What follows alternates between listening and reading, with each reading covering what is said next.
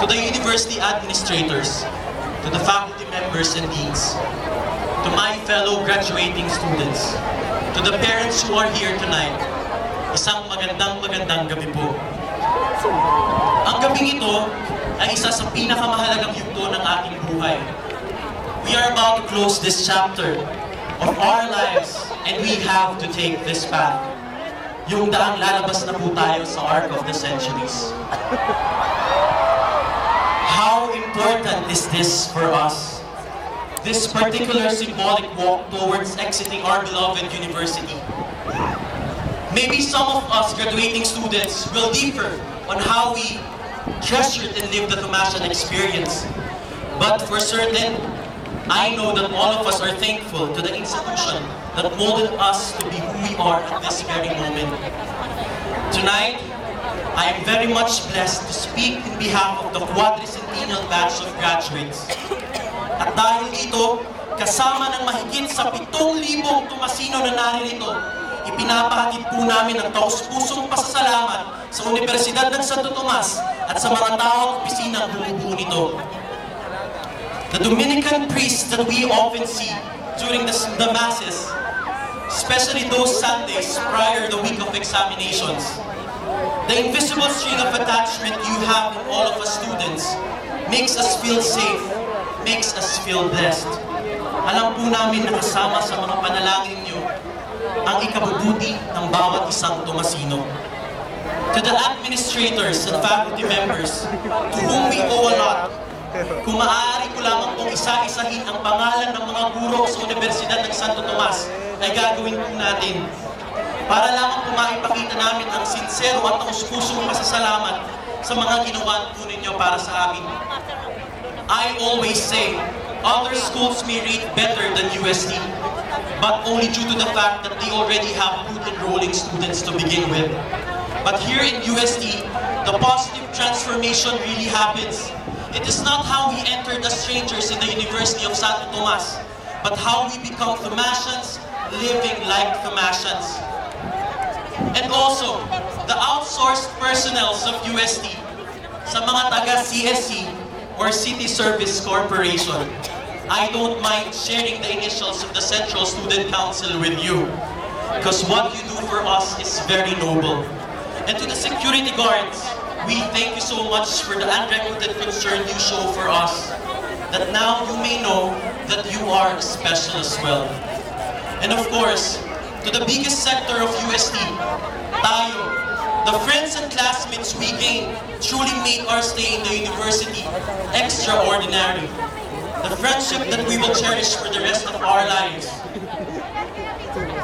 The distance will not matter as we go, because the bond that was made in the corners of this institution is far stronger. The memories we made with each other, ang baha, ang welcome walk, ang mga examination, the learnings we have acquired together, and the university that binds us together is more than enough for us to stay friends forever. Let us not forget to thank each other. With all the gratitude that has been extended, it's as if we had the perfect formula to be the best students that we can be. Adding the fact that we are the quadricentennial graduating batch. But more than the title that sets us apart from the other graduating batches, we did not just share the grandest celebration. We are the celebration. More than witnessing the 400th year of our university with our own eyes, we are witnessed.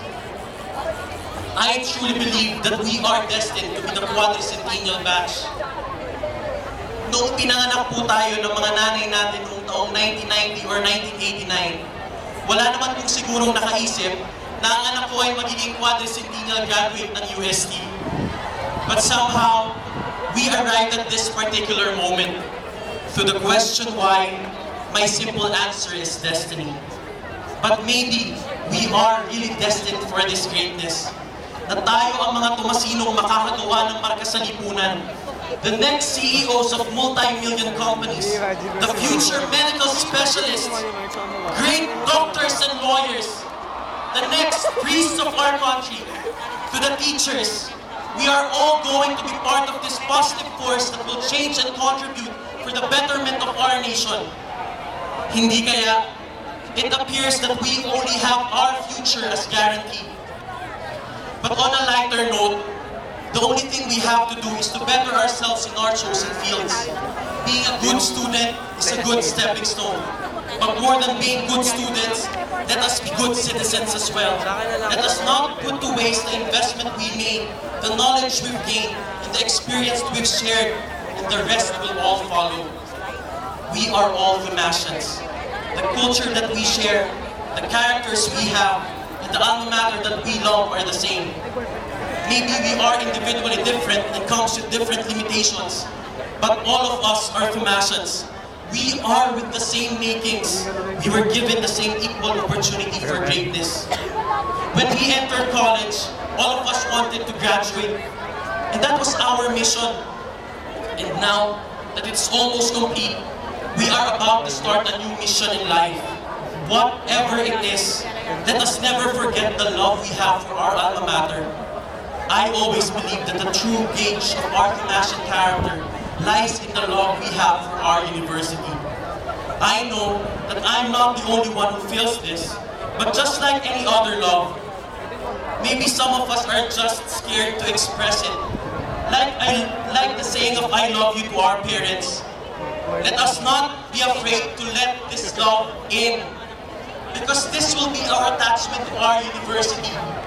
A good mentor of mine told me when I asked her, "Mom, how can someone love a non-living thing so much?" And she replied simply, "Malika, USD lives in each one of us." I realize it is us who will keep the life of USD as long and as credible as possible. USD is not a perfect learning institution, but just like the usual love we show for others, we accept these realities not because we are helpless, but because we are loving. And that because of this love, we will have the drive to be part of the solution, sending the message to everyone that we have a wonderful institution by being the reflection of that wonder. Maybe some of us will go to law schools, or pursue higher degrees like medicine or pursue graduate studies. But to be honest, if I were to continue my studies, I will only have the USD Faculty of Civil Law in mind. Not just because of the great stature it possesses, or the influence of my friends, but because of this particular love we have for our university. I cannot imagine myself anywhere else anymore. Literally, if I could get the education I need in the comforts of my own home, why opt to study somewhere else? How I wish we all have the same feeling. The feeling that I want my future children to be all Damasians. May our future accomplishments be dedicated to our beloved university. That more than carrying the Damasian pride we have for our alma mater, why not be more sincere and carry instead the Damasian love we all have? Now, I'm done to my last part of speech, where we will thank the factors that made each of our college life extra meaningful. To our faculties and colleges, deans, regents, assistant deans, faculty secretaries,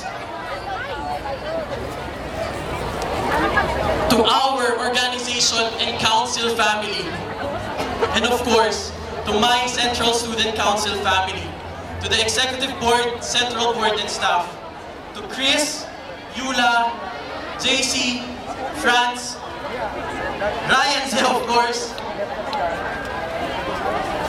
For the past 2 years, again, we have returned the St. Dominic Award. More than the teamwork, I really thank you for being my first set of best friends. To our special someones and to our friends, thank you for holding on to whatever we have. And to our mentors, to Ma'am Evelyn Soko, Assistant to the Rector for Student Affairs. Ma'am, sa kabila po ng pagbabawal mo sa aking magpakit ng pangalan, ay eto pa rin ako. Not because I wanted to disobey you, but not greeting particular people would also entail that I will not be able to greet and thank you as well. And I cannot afford that, Ma'am. Ma'am, you have touched my life in the most special sense. I know I am better because of you. And I know that it's not just my life that you've touched, but the many lives of others like me. Ma'am, nung sinabi mo sa akin na tumasans are not all the same, that like a cup of tea, iba-iba ang laki o dami ng kaya nating dalhin. But all of us are filled by the university to satisfaction. Ma'am, I almost cried because my cup was filled, and most of it was filled by your guidance. To the Office for Student Affairs, Ma'am Net, Ma'am Jo, Ma'am AA, Ma'am Elma, Ma'am Len, Sir Bunny, Sir Alan, thank you. It's an understatement sa mga pangalagang ibinibigay niyo sa amin. And of course, sa mga taong sanhi ng aming pagkabuhay, sa sanhi ng ating mga pagkabuhay, to our parents and family, that thanking them in front of thousands of people could somehow make them feel proud that they may not be the best parents and family in the world, but we truly love each other. To my brothers and sisters, to my role models, to my father, Leandro Santos I, and to my mother, Emma Alverio, I would just like to say, Ma, napakabuting nanay mo, maraming salamat.